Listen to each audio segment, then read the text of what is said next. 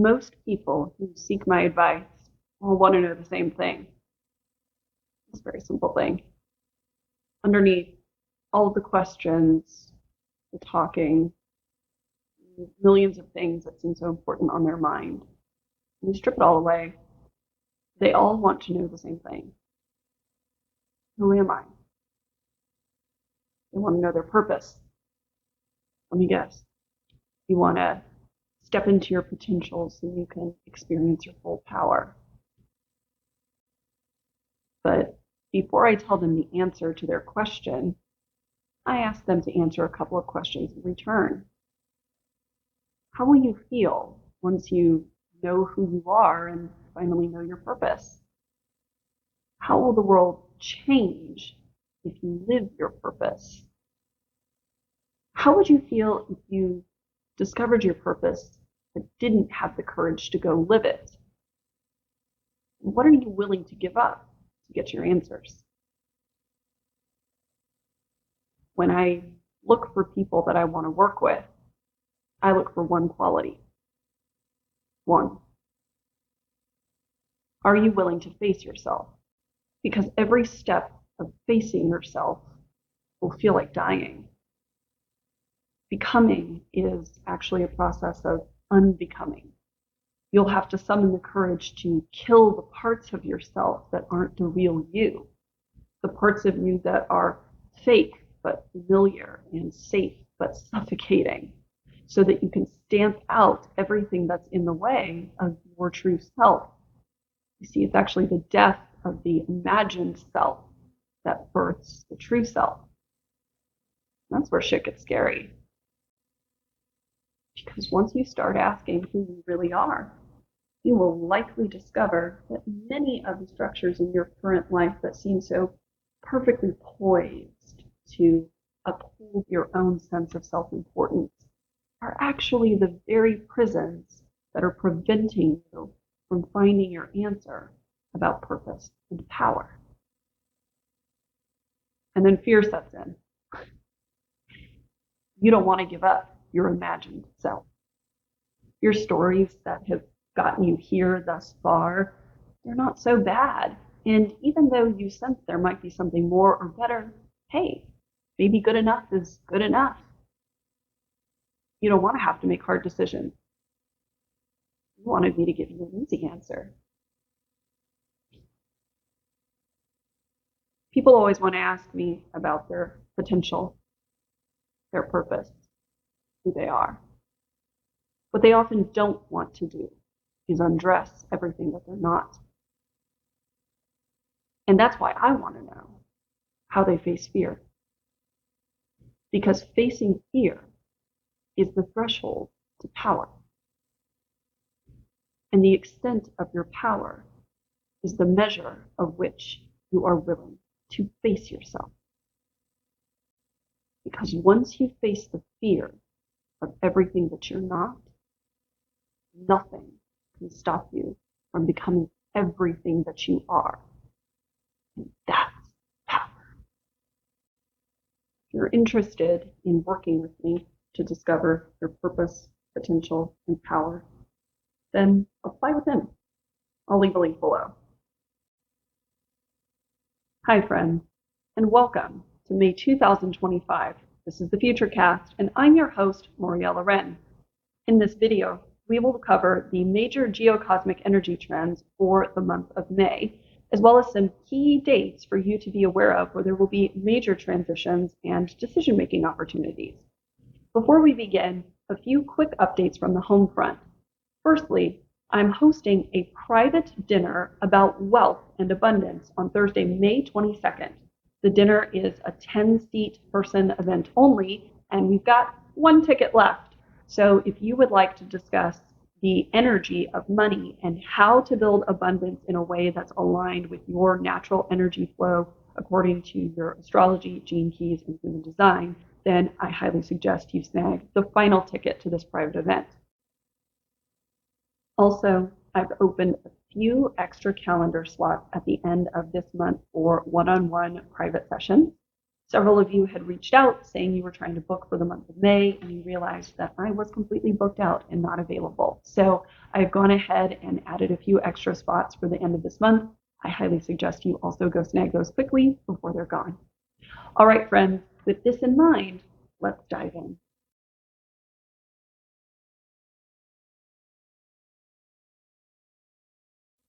I'm ready if you are, so let's dive in.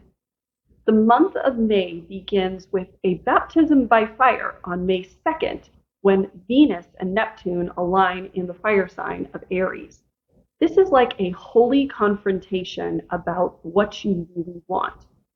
So where in your life have you sacrificed your true longings in the name of being practical and realistic and pleasing? There may be some information coming to you that's helping you realize that dismissing your desires isn't noble. It's numbing. Desire isn't frivolous, it's forensic. It gives you important insight into what you really want and what you should be moving towards. But we often dismiss it for the sake of some other kind of fantasy that we think is going to please the world or please others. And then we get angry at the world for delivering to us the thing that we don't really desire, but that we said we wanted because we dismissed the thing that we actually desired. Desire is like a divine GPS. It helps you to direct the universe towards what you really want in relationships, in money, in opportunities, so that you're emitting a clear frequency that the universe can meet and bring to you. When you are diluting your desires, you are diluting the possibilities in your life. You were not meant to walk through life with half a heart, or constantly making other people feel comfortable, or watering down your sense of ambition so that others can feel more safe. Safety is really just comfort dressed up as an illusion. It's a cage, it's false. So this transit invites you to break down the idea of false safety and to get in touch with your raw and real desires so that you can emit a clear frequency to the universe about what you're calling in, and to be more candid with yourself and others about who you are and where you're going so you can show up as exactly that. The month of May continues with its intense investigation and excavation of your raw desires on May 4th, when Pluto begins its annual 6-month retrograde until October. This is like a tour through the underworld of your mind. So where are your fears secretly killing your freedom? And not the loud fears, the quiet ones, the fears that are hidden underneath your people-pleasing, your spiritual bypassing, your constant excuses that it's just not the right time yet for me to do the thing. Because the truth is that wherever you're playing small, wherever you're procrastinating, wherever you're holding back, there's a fear underneath that that's driving the whole situation. But fear isn't your enemy. Fear is actually a friend, because fear is pointing you to the precise place within yourself where you are holding fear instead of holding your power. Fear is the gateway of showing you the door you need to walk through to get to the other side of something else that is going to make you authentic and unstoppable. So where you feel the need to control yourself or control things, that's not power. That's a trauma pattern.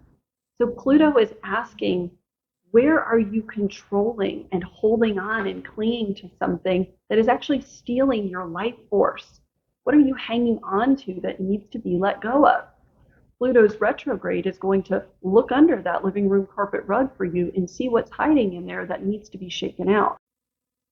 If you're clinging to comfort, then you'll forfeit your growth. If you're clinging to an old image, then you'll trade in your sense of authenticity. You can't be a leader if you're afraid of being seen. You can't become wealthy if you're still trying to prove your worth. And you certainly can't grow spiritually if you're still clinging to the comfort of being exactly the way that you are without thinking you ever have to change. So over the next 6 months, sit with fear. Ask, what is it protecting? And what is the doorway or the threshold that it's inviting you to cross over so that you can claim the next level of your power and you can truly feel free? The month continues to evolve as Mercury shifts into the Earth sign of Taurus from May 10th through 25th. This helps to slow down your consciousness so you can sink into the observation about your spending and your values, meaning, are you spending time, money, and effort in alignment with what you claim is important to you? Because the truth is that if your calendar, your cash, and your focus don't reflect your actual values, then they're not your values, they're your excuses. So notice places in your life where you're spending and how it makes you feel. And is it actually getting you the results that are aligned with what you say is important to you? Mercury in Taurus wants you to take inventory of where your life has become expensive because you're bargaining with your integrity, meaning expensive in dollars, time, and in soul energy cost. That job that pays a lot of money but eats up all your time and drains you of your life force. What's the cost of staying? That relationship where you find yourself shrinking all the time and playing small in order to stay feeling loved. What's the cost of staying in that relationship? That project, that goal that looks really shiny on paper, but that drains you of all of your spiritual interests. Why are you doing it? Mercury in Taurus wants you to get very real about your worth. Not just your price, but your worth. Because what you tolerate reveals what you think you deserve. And right now, Mercury in Taurus wants you to raise your standards, not just in what you receive, but in what you enable. The other part of Mercury in the Earth sign of Taurus is that Earth herself, Mother Nature, Gaia, is listening to us even more intently right now. Earth isn't a passive object. Everything on this planet is alive, including the planet itself that makes everything alive. Earth is a conscious entity, and she's listening and interacting and responsive, and right now she's not very amused with how we've been treating each other and how we've been treating her. We've been treating her like a resource, and so she's going to treat us like a lesson. During the month of May, we may notice some unusual weather patterns, earthquakes, disruptions in the environment. She's trying not to punish us, but to wake us up. Mother Nature doesn't want our pity. She wants our respect. I mean, in today's world as leaders, we are being called into deeper levels of service and stewardship, not just of ourselves, but also of Earth itself. And in that, how can we claim that we want to be leaders if we can't even have respect for the ground that we walk on? So take some time this month to step outside and maybe listen to see what the wind is trying to tell you. There's a strong likelihood that the answers you're searching for in life aren't only going to be found in algorithms and on your screen. They might be found underneath your feet, on the very soil that you walk on. The month continues on May 12th with a full moon in Scorpio that feels more like a spiritual inspection. Scorpio energy looks through your performance, through your spiritual costume to see who you really are underneath there and if your appearance measures up to what's actually inside.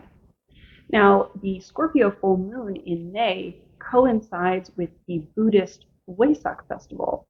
Interestingly, in ancient theosophical prophecies by Alice Bailey and Tibetan monk Djwhal Khul, they say that on the Wesak festival, the full moon in May, that a portal opens between Earth and the Buddhic plane where we are more able to receive transmissions of enlightenment, and that the Buddha even comes to visit Earth and see how things are going during that time.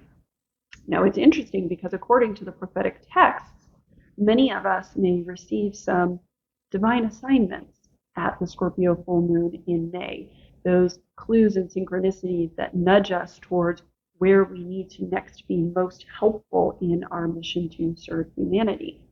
So be attuned very carefully to your dreams and unexpected occurrences that may happen right around the Scorpio full moon on May 12th. Theosophical prophecies say that the full moon in May is ideal for a two-way conversation between humanity and the spiritual masters, meaning you may choose to use the May full moon as a time to implore the spiritual masters for guidance, not just for yourself, but for all of us, for everybody on the planet, and that the spiritual masters are more likely to be aware and responsive of our requests. So in this two-way conversation, underneath the Scorpio full moon, you may receive an assignment that's not quite wrapped in rose petals and moonlight, but maybe is a swift kick in the pants telling you to get things in gear.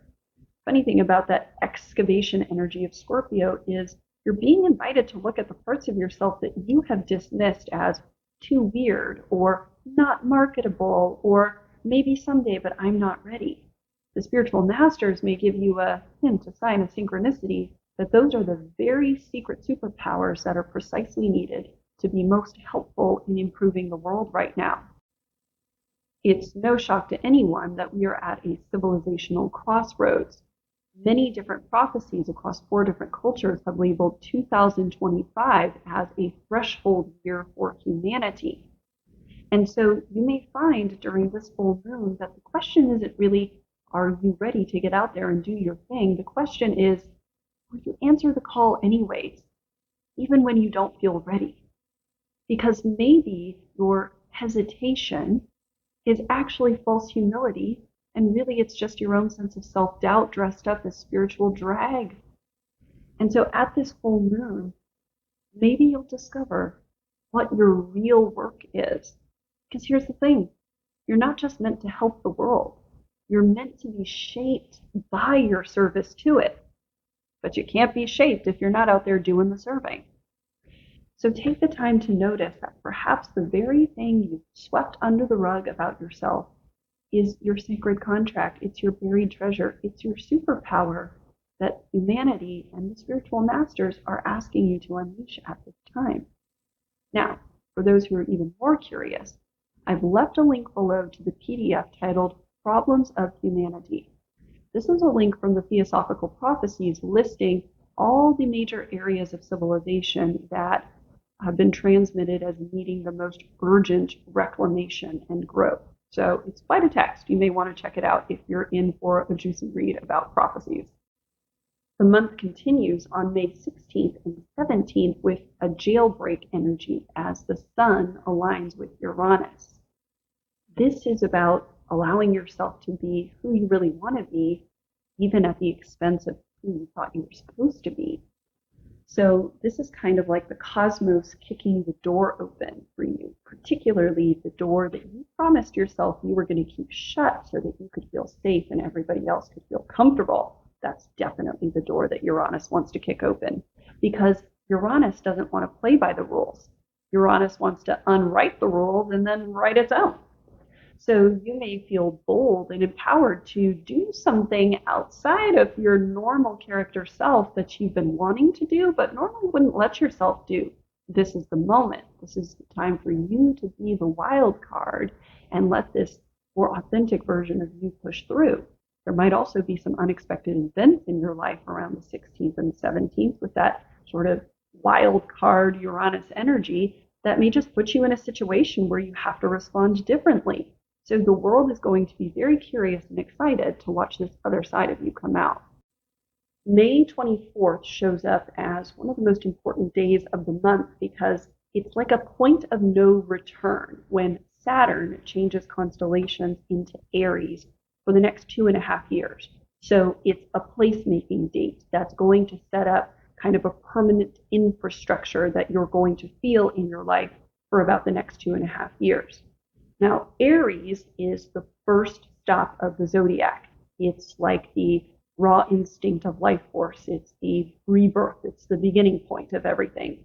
So if you have had things in your life that are building momentum throughout the month, and you've been feeling a major change or risk or shape coming on, this may be the moment, because it is the point of no return. You're either going to say yes to this rebirth contract, or you're just going to kind of fall back and default on your potential. The energy is no longer asking what you're ready for, it's asking what you're willing to really do. So if you've been waiting for a sign to do something huge or potentially irreversible, then May 24th may be the time frame. Or the circumstances of life may hit you right around May 24th, where you have to make some irreversible choices because of the nature of the circumstance. Think about 3 important things: eject, reset, launch. Where do you need to hit the eject button in your life to get out of a system or a situation or a role that just feels passé and is holding you back with a sense of false security, discomfort, but familiarity? Where do you need to hit the reset button, meaning the place inside of yourself where you kind of realign and come back into your natural homeostasis, your natural neutral ground zero within yourself? And then where do you need to hit the launch button, meaning how do you need to move forward? Not per se when you're ready and everything's perfect, but just when you're completely present and committed and available to the decision to act. So here's the thing. Just decide. Free will is God's greatest gift to humanity. So your power lies in your decision. To decide actually means to kill all other options. So kill off all the other options. Make a decision. And the universe and other people will reorient themselves around this version of you that is no longer waiting. The month of May finishes with a fantastic 5-day spread from May 25th through 30th. That's actually like a window of activation through communication and connection. Mercury shifts into the constellation of Gemini along with a new moon. And this is a very connected, exploratory, conversational, brainstorming type of energy. So you're not meant to be silent at this time, and you're not meant to be alone either. You're meant to be in connection and conversation with community and people who get your ideas and your frequency. Somebody out there is literally waiting for you to say this thing that is on your mind and in your throat. And so you're not meant to be silent right now. You're meant to be heard. And you're meant to be in an audience of people who can help you move things forward because they share a similar, maybe different yet aligned point of view. So who gets you? Better yet, who gets you but also challenges you, but in a way that doesn't require you to shrink, but rather expands you. Go be with that person. Go find those people. You may even have to take a trip or attend a social outing or a gathering around the Memorial Day holiday in order to do this. But together, your words become spells, your conversations become contracts, and your ideas become the architecture of how you're all going to collaborate to move some kind of interesting plan forward. Now is definitely not the time to censor yourself. It's the time to unleash your frequency. So pitch, post, connect, talk about it, share everything that's going on. And the right people with a similarly aligned frequency are going to find you. Particularly right around the 30th, 31st, there may be an opportunity to come to a confirmation, a contract, an agreement about how everybody's going to come together that's going to evolve into something bigger in a very short order amount of time. But it won't happen if you're keeping your mouth shut and you're playing by yourself. All right, friends, now that you know the geocosmic energy patterns for the month ahead, it's time for you to determine your destiny. If this video has been helpful, please do click the like button, and most importantly, please share it with other independent thinkers. That's how we get this wisdom out into the world, is by sharing. Also, keep me posted this month on how things are unfolding for you. I'd love to see you in my office or online. There's a link below if you'd like to connect, book an appointment, or attend one of my upcoming events. So in the meantime, my friends, be well, and I'll see you again soon when the stars align.